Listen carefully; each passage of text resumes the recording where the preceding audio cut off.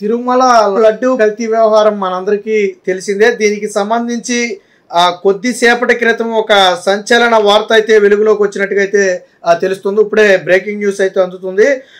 తిరుమల శ్రీవారు లడ్డు ప్రసాదంలో కల్తీ జరిగిన మాట వాస్తవమేనని చెప్పి A5 నిందితులుగా ఉన్నటువంటి అపూర్వ చావాడ సిట్ ఎదుట అంగీకారం తెలిపినట్టుగా అయితే తెలుస్తుంది. ఒక రకంగా ఇది రాష్ట్రానికి బ్రేకింగ్ న్యూస్, జగన్మోహన్ రెడ్డికి షాకింగ్ న్యూస్ కూడా.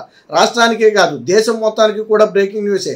నిన్న మొన్నటి వరకు జగన్మోహన్ రెడ్డి అసలు ఈ నేతిలో కల్తీ జరగలేదు, ఇదంతా టీడీపీ కుట్ర లేదా కూటమి కుట్ర అని చెప్పి చాలా కథలు పడ్డాడు.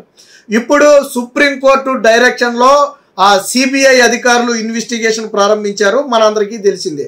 సో ఇప్పుడు సిబిఐ విచారణలో ఒక్కొక్కటికి వెలుగులోకి వస్తుంది. గతంలో కూడా దీన్ని కూపీలాగారు. ఎక్కువ రేటుకు కొని తక్కువ రేటుకి ఎలాగా టీటీడీకి ఇస్తున్నారు అంటే 530-540 రూపాయలకు టీటీడీ నేతిని కొని ఒక వైష్ణవి కంపెనీ 520 రూపాయలకే 320 రూపాయలకే ఇలాగిచ్చే పరిస్థితి. అంటే 560 రూపాయలకు 550 రూపాయలకు కొని 520 రూపాయలకి ఇచ్చే పరిస్థితి. అంటే కేజీ నేతికి 30 రూపాయలు నష్టపోయి ఎలా ఇస్తుందనే కోణంలో మొన్న అధికారులు కూపీలాగారు. సో ఆ విషయం తరువాత ఇప్పుడు తాజాగా ఈ అపూర్వ చావడ A5 నిందితుడు అంటే సిబిఐ నమోదు చేసినటువంటి కేసుల్లో A5 నిందితుడిగా ఉన్నాడు. ఇప్పటికే కొంతమంది 5 మందిని అరెస్ట్ కూడా చేశారు, మనందరికీ తెలుసు. బహుశా అరెస్ట్ అయిన వ్యక్తిలో ఈ వ్యక్తి కూడా ఉన్నాడు. ఈ A5 నిందితుడిగా ఉన్నటువంటి చావాడ స్పెషల్ ఇన్వెస్టిగేషన్ టీం విచారణలో కొన్ని సంచలన విషయాలు బయటపెట్టినట్టు తెలుస్తుంది.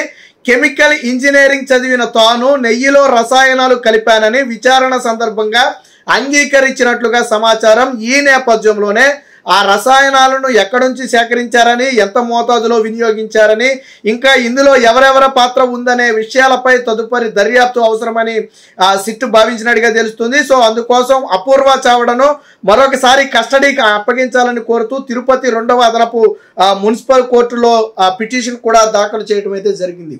సో చూడండి, నెయ్యి కల్తీ మాట వాస్తవమేననేది దాదాపుగా ఇప్పుడు అర్థమవుతున్నటువంటి విషయం. ఎందుకంటే గతంలో కూడా మనం చెప్పినట్టుగా రూపాయి కూడా లాభం లేకుండా కేజీకి 30 రూపాయలు నష్టపోయి టీటీడీకి నెయ్యి ఇవ్వటం అంటే ఏ వ్యాపార సంస్థ చేయదు. నువ్వు ఎంత భక్తితో చేసినా రూపాయి లాభం లేకుండా చేయగలుగుతామేమో, కానీ రూపాయి నష్టంతో ఎవరు వ్యాపారం చేయలేరు. బట్ అక్కడే కొంత దొరికారు. పైగా దీని అనుమతులు తీసుకుంది ఒక చోట నుంచి, ఆ నేతిని తీసుకొచ్చిందేమో ఒక చోట నుంచి, మధ్యవర్తిగా వ్యవహరించింది మరొకరు. సో ఇందులో ఏఆర్ డైరీతో పాటు వైష్ణవితో పాటు మరి బాబా ఏదో ఉంది కదా. సో ఇవన్నీ కూడా ఇంక్లూడ్ అయి ఉన్నాయి. అంటే విచిత్రం ఏంటంటే ఈ మూడింటికి కూడా టీటీడీ నుంచి టెండర్ దక్కించుకోవడానికి కావాల్సిన అర్హతలు లేవు.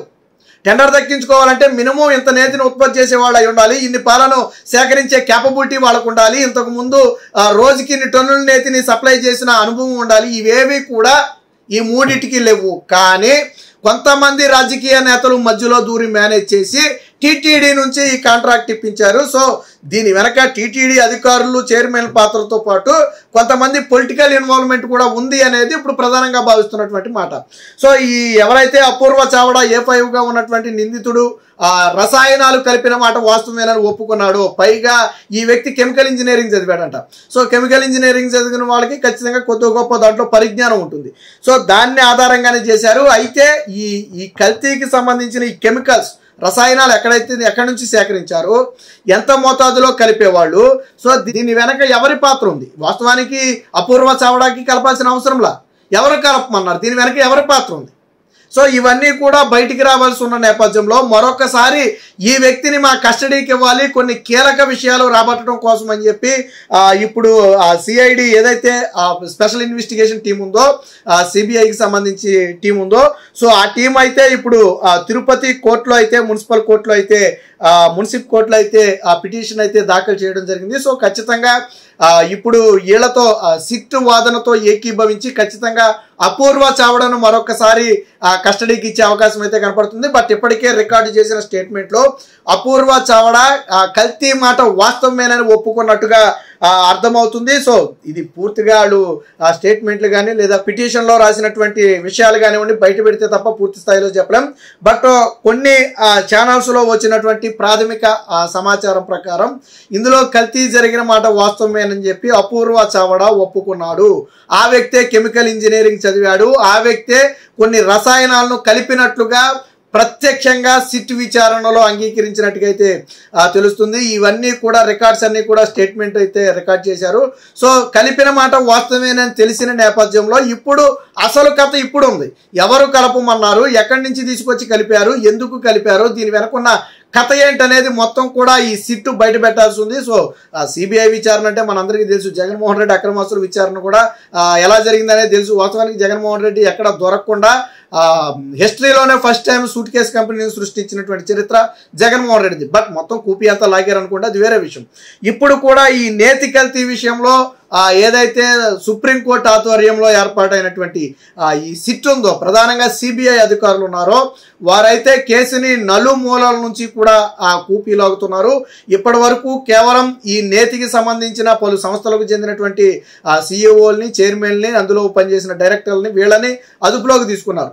సో ఇప్పుడు దీని వెనక పొలిటికల్ ఇన్వాల్వ్మెంట్ ఏంటనేది కూడా లాగే ప్రయత్నం చేస్తున్నారు. ఈ కోణంలోనే A5గా ఉన్నటువంటి అపూర్వ చావడా అయితే కెమికల్స్ కలిపిన మాట వాస్తవమే, కలిపారు అంటే కల్తీ జరిగిన మాట వాస్తవమే. సో ఒక విషయం అయితే క్లారిటీ, నేతిలో కల్తీ జరిగింది అనేది బహిరంగ సత్యం. సో ఇప్పుడు అపూర్వ చావడను మరొకసారి కస్టడీకి తీసుకుంటే దీని వెనకున్న పొలిటికల్ తలకాయలు బయటపడతాయి. ఎప్పుడైతే ఈ అపూర్వ చావడా నేతిలో కల్తీ జరిగిన మాట వాస్తవమే, కెమికల్స్ కలిపామని ఒప్పుకున్నాడు ఆ సిట్ ముందు అనే వార్త బయటకు వచ్చిందో పాపం వైసీపీ పరిస్థితి కక్కలేక మింగలేక అన్నట్టుంది. దీని గురించి ఏం మాట్లాడాలో తెలియని పరిస్థితి. జగన్మోహన్ రెడ్డి నిండా మునిగిపోయే ప్రమాదం ఏర్పడింది అనేది వైసీపీ గమనించింది. ఒక రకంగా వైసీపీకి ఇది షాకింగ్ న్యూస్. దేశానికి బ్రేకింగ్ న్యూస్ కానీ వైసీపీకి షాకింగ్ న్యూస్. ఎందుకంటే జగన్మోహన్ రెడ్డి హయాంలో జరిగినటువంటి కల్తీ ఇది. వాళ్ళు కాంట్రాక్ట్ ఇచ్చినటువంటి సంస్థలు ఇవి. వాళ్ళ తాలూకా మనుషులు చైర్మన్గా ఉన్నప్పుడు, వాళ్ళ తాలూకా మనుషులు ఈవోలుగా ఉన్నప్పుడు జరిగినటువంటి కాంట్రాక్ట్ ఇది. సో ఖచ్చితంగా దీని వెనక వైసీపీ నేతల హస్తం ఉంది అనేది బహిరంగ సత్యం. ఏ అధికారికి ఏ కారణం లేకుండా, రాజకీయ పొలిటికల్ ఇన్వాల్వ్మెంట్ లేకుండా కోట్లాది మంది భక్తులు వచ్చే తిరుమలలో ఇంత అపవిత్రం చేయడానికి ఎవడు ఒడిగట్టుకోడు. దేవుడు అనేవాడు ఉంటాడు, అన్నీ చూస్తాడు, అందరికీ తెలిసిందే. కానీ దీని వెనక పొలిటికల్ ఇన్వాల్వ్మెంట్ ఉంది కాబట్టే ఈ కేసు ఎప్పటి వరకు సాగింది. ఖచ్చితంగా దీని వెనకాల ఉన్న పెద్ద తలకాయలు బయటపడతాయి. నాడు టీటీడీ చైర్మన్ దగ్గర మొదలు పెడితే, టీటీడీ ఈఓలు, జేఈఓల దగ్గర మొదలు పెడితే అనేక మంది ఈ కేసు పరిధిలోకి వచ్చే అవకాశాలు అయితే స్పష్టంగా కనపడుతున్నాయి.